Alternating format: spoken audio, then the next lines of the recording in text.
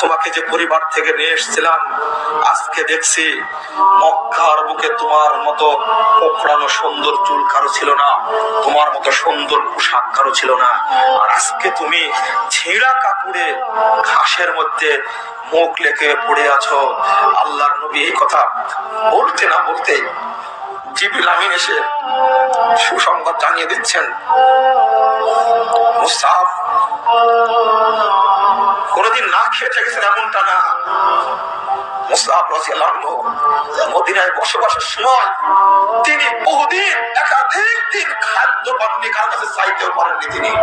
সেই মুসাফ আল্লাহ নবী কাঁদছেন আর বলছেন, মা রাআইতু বিমাক্কাতা আহসানুল ইমাতার ওয়া আদাক্কুল্লাহ। হে মুসাফ, মক্কার বুকে তোমার মতো সুন্দর সন্তানকে আমি দেখিনি, তোমার মতো শরীর কারো দেখিনি, এত সুন্দর পোশাক কারো দেখিনি। আর তুমি আজকে ছেঁড়া চাদরের মধ্যে মুখ লুকিয়ে আসো।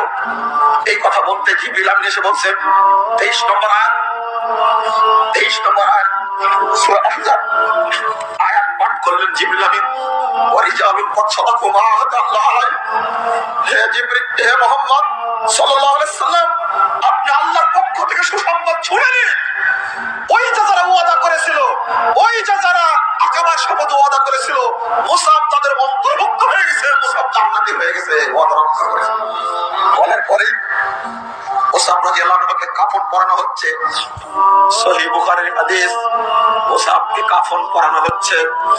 সাহাবীরা বলছেন, আল্লাহর নবী, মুসাফের মাথার দিকে ওই কাপড় দিয়ে, যে কাপড় শরীরে ছিল, ওই কাপড় দিয়ে মাথা ঢাকলে পায়ের অর্ধেকটা বেরিয়ে থাকছে, পায়ের দিকে ঢাকলে মাথাটা বেরিয়ে থাকছে।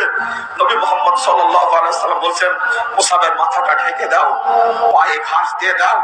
আল্লাহ নবী বললেন, তোমাকে যে পরিবার থেকে নিয়ে এসেছিলাম, এই পরিবার ছিল ধনাঢ্য পরিবার, বিদায়ে